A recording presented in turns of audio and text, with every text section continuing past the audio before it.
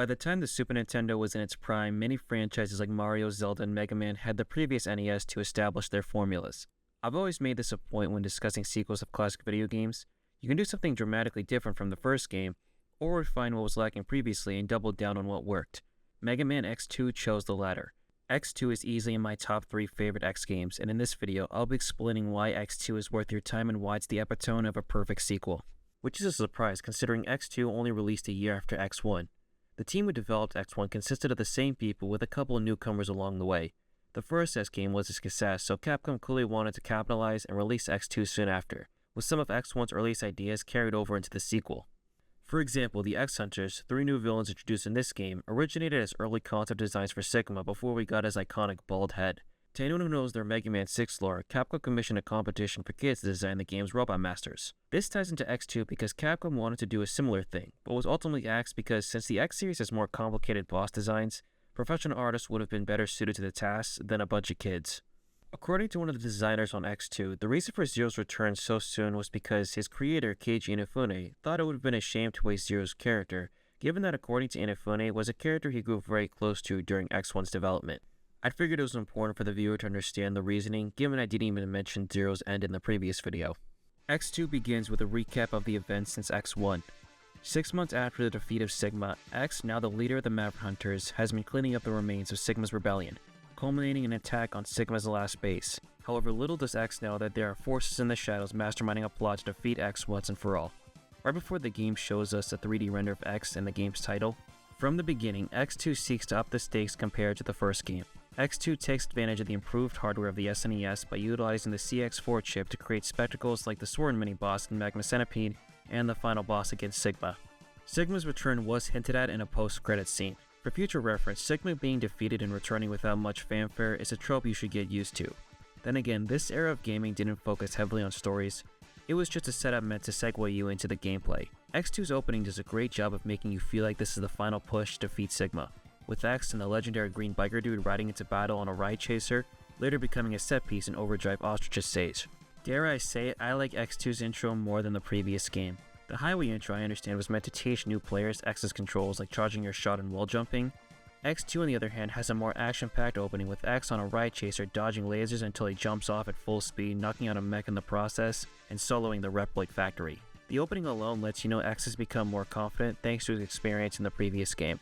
Though X unfortunately suffers from Samus Aran syndrome, in between games he seems to have discarded his previous armor, and is now back to his standard equipment. Although that does fit into X's character because throughout the entire series, X's character has been portrayed as a pacifist, so maybe after defeating Sigma the first time, the reason for discarding his armor was to honor his ideals. However, X does retain the dash ability, which was from a gameplay perspective an excellent decision.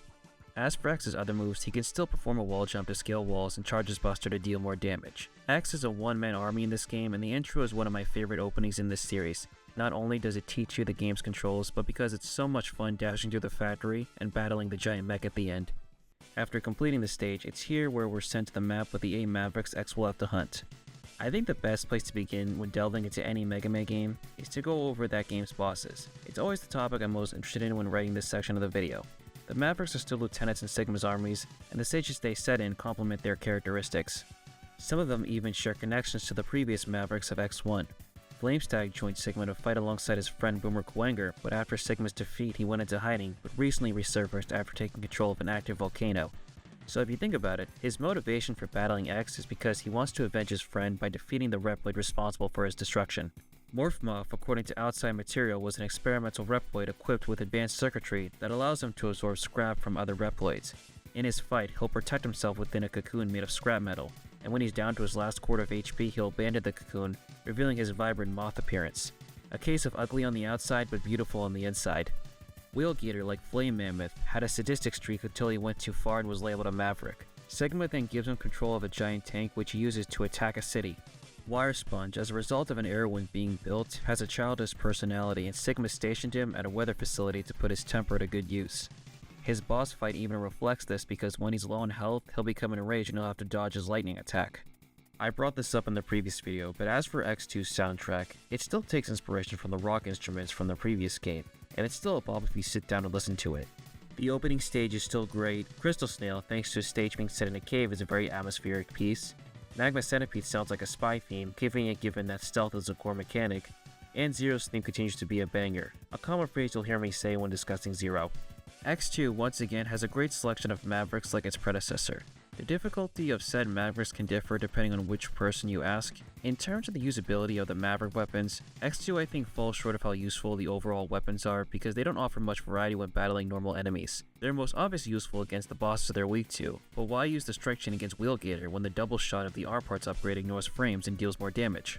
The Crystal Hunter encases enemies in a shell, but besides being useful when getting the hard tank in Morph Moth stage, or as a tool to create platforms in X Hunter stage 3, the Buster is an overall better weapon because you have to dash through enemies to break the shell.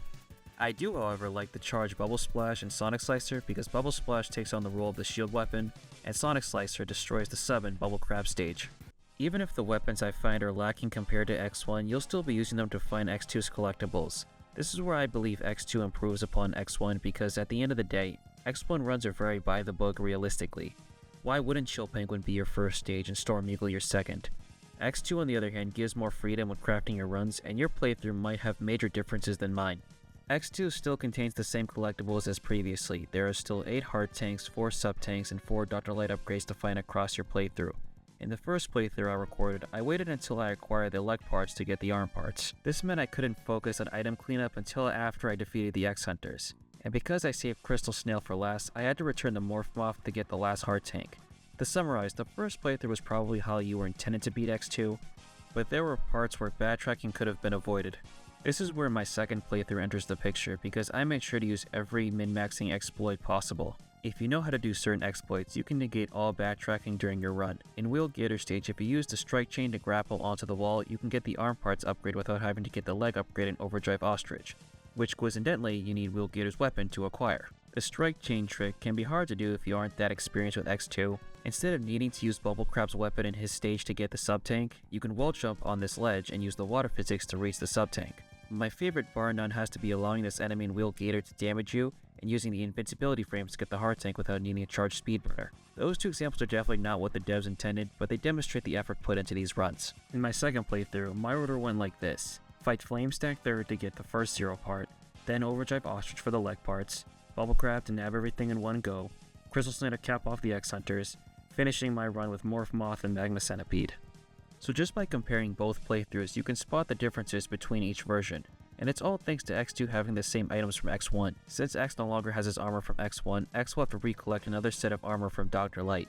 In general, X2 shies away from the pragmatic use of the first armor to make the second armor more unique. To again rave about the arm parts, this upgrade hands down is my favorite upgraded X-Buster in the series. They're an upgrade fully worth getting as early as possible.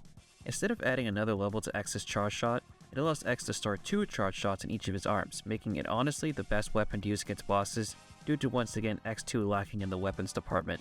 Since X by default has the dash, the leg parts this time around give X the ability to perform an air dash. A solid upgrade great for platforming. Not much more to say besides that. Leg parts in the X series are always a solid upgrade. The body parts, besides reducing damage by half, takes the damage dealt to X and stores it into a screen nuke. The only time I ever felt the need to use it was during the boss fight against Surges in X Hunter Stage 3, because in order to get the full use of it, you have to take damage in a game where preserving health for bosses takes priority. I don't know, I don't care much for the Giga attack, but I'll take half damage any day. Last but not least, there's the helmet upgrade, and get used to disappointing helmet upgrades because I never found much use for it because I already know where all the items are. What it does is it pinpoints the location of secrets, which I guess is useful on your first playthrough. But my biggest issue is that you have to be on the same screen as the item because it won't pinpoint items off screen like the hard tank and Morph Moth stage. I can't say I'm not surprised another helmet upgrade bites the dust. To cap off my thoughts about the second armor, I'll quickly go over its design compared to the first. In terms of its color scheme, it mimics the same palette used in the previous armor. However, when comparing in-game sprites and official artwork, the differences become more prominent. The most standout feature of the second armor in my opinion is the helmet. I said previously, X's first armor reminded me of a Gundam, but I have to say, X this time around looks like a Power Ranger. For me it's definitely the helmet, which is why I emphasized it a sentence ago. I also really like the prominence of red on the hands and feet because the first armor still kept X's blue color scheme. If you're wondering which armor I find better overall, I think the second armor edges out the first armor because it just has more things going for it. The first armor is great because of its pragmatic upgrades, and the second armor builds upon the previous armor's foundation. And the deciding factor for me is the arm parts. Everything else is just extra. Now there's a reason why I waited to talk about the level design up until now. In my previous X1 video, one thing I loved about that game was not only how well designed all the levels were, but how certain levels would experience changes in gameplay if a certain Maverick was beaten beforehand. X2 does away with this system, but thanks to the game being more open-ended with Maverick progression, everyone's playthrough is bound to have differences worth discussing. One of the ways X2 compensates for this is by increasing the amount of set pieces found in each stage. In Overdrive Ostrich's stage, you'll ride a ride chaser and blast your way through enemies. If you're able to hold on to it, you can use it to get a heart tank near the end, and if you accidentally destroy it, you can backtrack to get another one. Right before the boss, you'll jump atop a rocket which takes you to the boss. It's a clever way of X2 getting you to remember its stages without having to alter the way you play the stage. Magma Centipede in the beginning has you dodge spotlights like Snake because if you're spotted, the alarm will sound, triggering the defenses. Halfway through the stage, there will be a reticle chasing X, and if he's caught in its line of sight too many times, the mini-boss will become more difficult. And a cool detail I like about Wheel Gator Stage is how the time of day progresses in real time. A characteristic I realized playing X2 immediately after finishing X1 was the flow of the level design. What I mean by that is that there's a feeling of flow I get when I play through X1 because the level design is able to draw out that focus from the player. This is because the X series values a more run and gun, dash and shoot your way through enemies approach to its gameplay. The opening stage is the perfect example of this since X automatically starts with the dash. X's abilities make quick work of the enemies, and once you acquire the full set of the second armor, X is able to reach his full potential. The reason I tied this discussion into the level design is because one of the reasons why I love these early 2D platformers was to test how fast it could complete stages. Like the levels were designed to reward players who mastered the entire game. It's like the early X games were built with speedrunning in mind, thanks to their controls and no backtracking runs. Now like I went over earlier, X2 stages have all the returning collectibles from X1, and getting them requires exploring stages like previously. However, new to X2 are the X-Hunters, which I saved for last. After defeating your second Maverick, the X-Hunters, consisting of Surges, Agile, and Violin, will each appear across the remaining 5 stages. If an X-Hunter is within a stage you're currently in, you'll have to find the hidden boss room and battle them for one of Zero's parts. If you don't get all 3 parts, you'll have to fight Zero in the final stage, potentially wasting sub-tanks for the final boss. What I like about the X-Hunters in this game is that it gives you more of a reason to explore levels. The X-Hunters exist to explain Zero's return only one game after he bites the dust. Which, I mean, why would you let a character like Zero go to waste? Besides needing Zero's parts, the X-Hunters also exist to throw a wrench in your least backtracking playthroughs. That is unless you premeditated what your boss order will be. I don't think the X-Hunters are that hard because they all have very predictable patterns you can follow. Even if you lose a life, you can easily try again. The X-Hunters will only move if you leave the stage or defeat the Maverick without fighting them. But to reiterate, if you plan your stage order ahead of time, you can defeat all of them just by playing the game normally, because if you ignore them by a certain point, they'll no longer appear in stages. Though I would agree to disagree that Surges is the easiest of the 3 and someone you save for last, which I did in both my playthroughs. And Violin's Wrecking Ball can be dangerous if you fight him in the early game. They do have weaknesses like every other boss, but like I've been glazing this thing the entire video, the double shot is all you need. I think the X-Hunters are a great addition to X2. They create another challenge besides the Mavericks you fight, and give alternate ways to structure your playthroughs. X2 started the trend of having red herring villains, and while it is a cliche to have Sigma be the puppet master, the X-Hunters are my favorite secondary villains in the series. The X-Hunters base is your fortress level. It has the hardest stages in the game, and for some reason doesn't follow the fortress design in X1, because spoiler alert, you'll have one stage dedicated to a boss rush. Not to get ahead of myself, at the end of the first 3 stages, you'll have a rematch against the X-Hunters. They each have new variations of their boss strategies, and if you beat them the first time, you'll beat them easily the second. However, when you defeat them, they'll each have final words to say before exploding. Surges gives the most overt final words. He talks about prophecy, which only he references, but I chalked that up to X2 having a bad translation. However, given Surge's obsession with Zero and resemblance to Dr. Wily, it could be the former Doctor returned as a Reploid. The only problem I have with that theory is that there are 2 future characters in the Mega Man universe who could be contenders for Dr. Wily, but I don't want to get into that. In X-Hunter Stage 3, if you have all the upgrades and use the Crystal Shot to reach the ladder above you, and use the Speed Burner and Air Dash across these spikes to hug the wall to the left, you'll be rewarded with the Shoryuken, giving X another Street Fighter move to use. In X-Hunter Stage 4, you're fighting the obligatory boss rush. I don't have much to say about this. I don't like this part in Mega Man games and want it to be done as quickly as possible. Stage 4 Part 2 is 1-for-1 the first half of Magma Centipede stage, spotlights and everything. It's here Sigma makes his appearance with a copy of Zero. If you didn't collect all 3 parts, you'd have to fight Zero, but because I did, Zero dashes in destroying the copy, opening the path to the final boss. I think Sigma in X2 is much easier compared to previously. He uses his knockoff weapon from another franchise to jump around and teleport.